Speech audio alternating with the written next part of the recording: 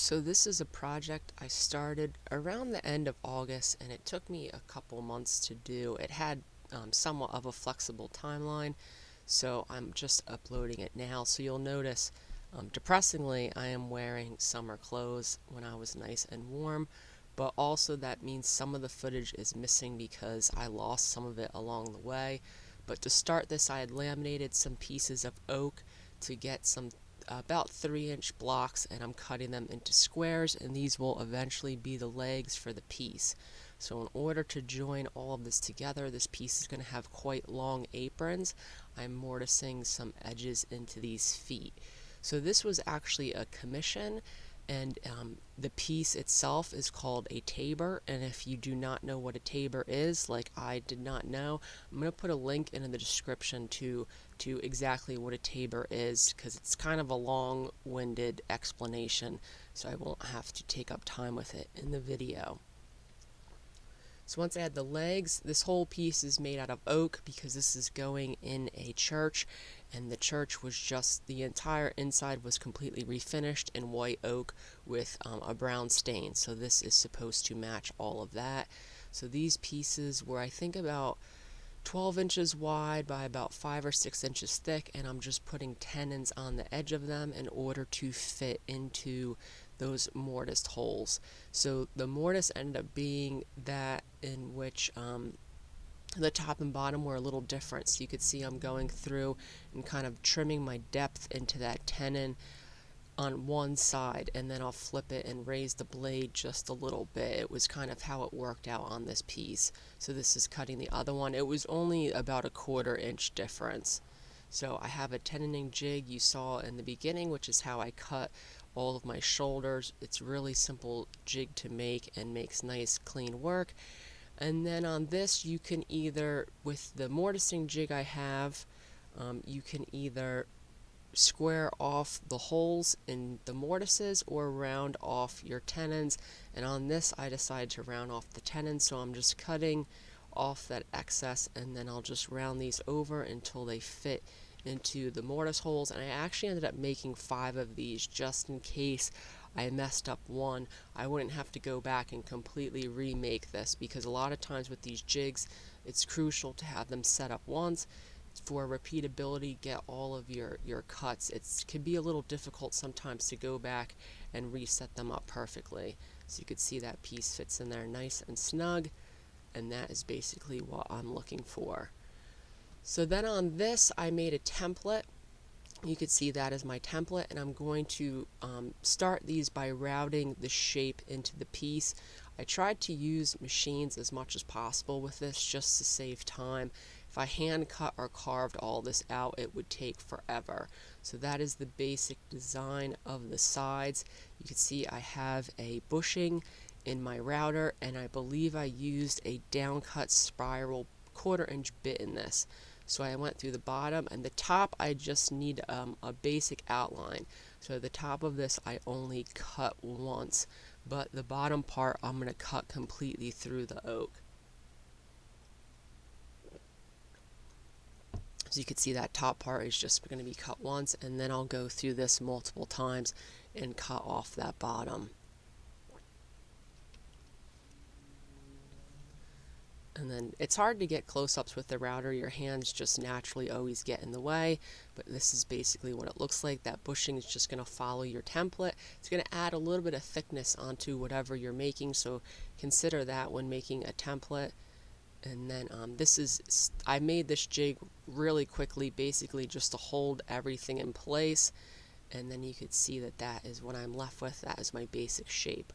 So the best way to transfer patterns onto wood is with carbon paper. So the style of the church is Gothic.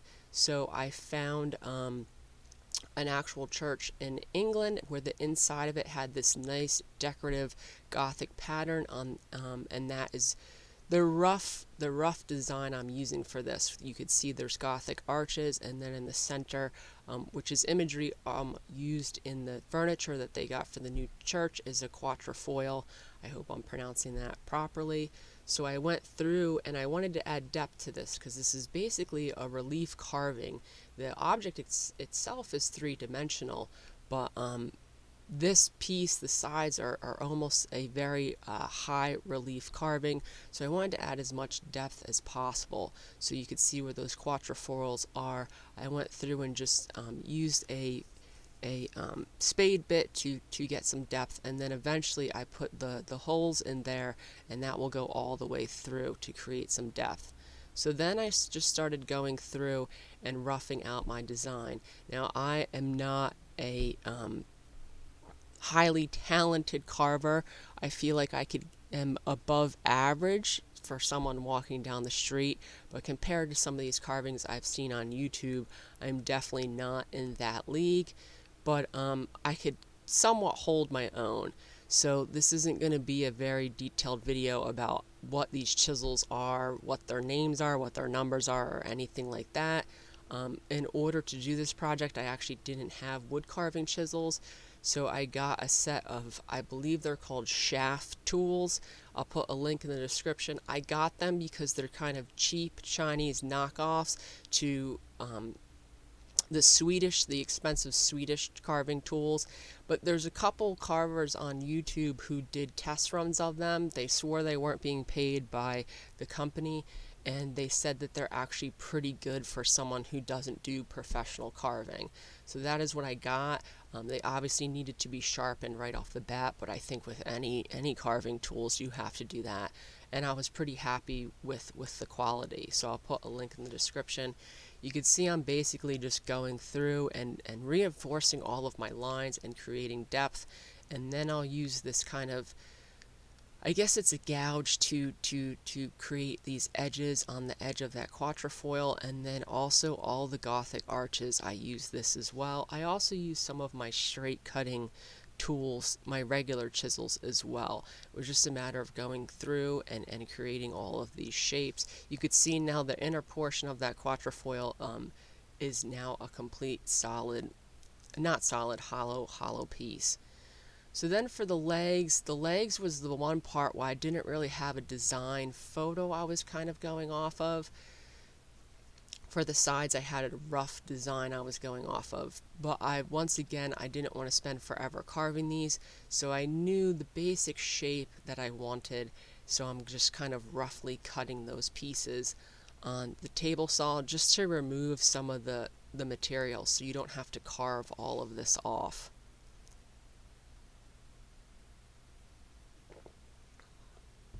And then my saw couldn't go all the way through. That's just the rough look of what everything looked like together. I was constantly putting this together and taking it apart to see what it would look like, and then just keep on removing some material. And then this is one of the parts where I lost a lot of footage. You're just gonna see me leaning into the camera. I thought I was turning it on, but I actually turned it off and didn't get any of that footage. So at that point I was working on the legs, but I also glued up the top so that it could set, and then I could work on that. And this is the same material. This is kind of scrap left over from the rest of the piece. This is all white oak, but some of it had some nice almost spalted figure to it, so I kind of did every other piece to give it a nice pattern, and I just let that set up. I think this was about 16 by 16, the top. And then I could put the top, I didn't finish the top until way at the end of the project, but then I could put this whole thing together and put the top on and really get a sense of what it looks like. So for the legs, you could see what I would do is I would carve into one of them, because obviously there's 4 sides that you're carving, there's 4 legs, and then kind of use that to copy it. And basically what I was going for is feet in furniture are usually based off of the fashion design of the feet that was for the time period. So a lot of times I actually have a book where if you look at Queen Anne furniture, for example, they'll show you what style shoe and what style sock was used in that time period, and the feet actually of the furniture mimic it a little bit. So for this especially, I was going for that similar look that is based off of furniture, because Gothic furniture is very heavy. So if you look at Gothic feet, it's usually just square non-detailed feet. So while this whole piece I was trying to follow a Gothic sort of style, the feet was probably the one part where it diverged from that a lot. And if you Google image Tabor feet, traditionally Tabors are made out of metal, and then they're gilded over, so they're very thin. So I tried to make something that would kind of capture that thinness, but it's out of wood as well. And then before I glued this all together, I decided to add some triangles to the top. Once again, you won't see it in the frame, but I have pictures of the furniture from the church that I'm copying as well. So at this point, the feet aren't done. The sides are mostly done, but I still glued it together so that I could then fan the feet into the frame and make it look like one entire piece. This was fairly easy to glue together. You could see along the way I had all of my marks so that I could line everything back up. And it was a nice tight fit to start with, so that wasn't difficult. And then I could just clamp it all together, and then this was one solid piece. The unfortunate side effect of this is once it was together, it was extremely hard to carve. Well, not extremely hard. It was much more difficult to carve with it together. It was harder to brace. You could see when I was carving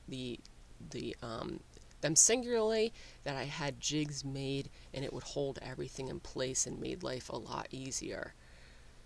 So once this was in place, I went through and I trimmed down these sides so that they could float into the legs a little better. I just used a coping saw for this. You could see how that side now fits in, and then I could go through, and the legs, basically this is the basic shape. I just smoothed everything out a lot more and reinforced that natural curve I had at the top. It was a lot of just removing material at this point, and I don't show it, but I eventually do add another little triangle in that corner. So this I mostly did with Dremels, just because since the legs were laminated, the grain is going in every which way, and it was just so much easier to use Dremels than chisels, even though the chisels give you such a nice smooth finish. As you can see at this point, I'm fanning that leg into the sides, so the sides and the legs look like one cohesive piece. And it was just a lot of just removing and blending and fanning at this point, and just basically using my discretion until it got to the point I wanted it to. So then for the top, since I have these larger feet, I decided to create these circles on the edges of the whole piece. And when I was cutting this out with the jigsaw, my head was in the way most of the time, which is why I didn't really show the footage. So then I have a really nice router bit that I bought years ago to copy some doors in an older house. So it's got a ton of detailing to it, and I decided to use that for the edges instead of carving it, just to make life a lot easier. So I'm going around the whole piece on the bottom. This is the bottom. You'll be able to see what that looks like. See, it's a nice like multi-level detailed bit. And then I decided to do it on the top as well. So you'll have this nice almost triangular shape on the edges. It was a really easy, quick way to get a ton of detailing on the top without having to actually carve it. You can kind of see what that looks like now. So I would go through and sand that, obviously. So then to attach the top, I had these figure eights, and you kind of use a Fastener bit to create a space for them to sit so that they're flush, and you can just attach them from the inside. This was an easy, quick way to do it, and this will allow that top to float if it needs to. And then I think those are just 3/4 inch screws I sunk into there as well. So what I'm not showing in this video is the huge amount of sanding all of this took. Even though the carving tools leave a nice finish, there was just a ton of sanding with the Dremel, hand sanding, and I didn't film any of that because it's boring to do and boring to watch.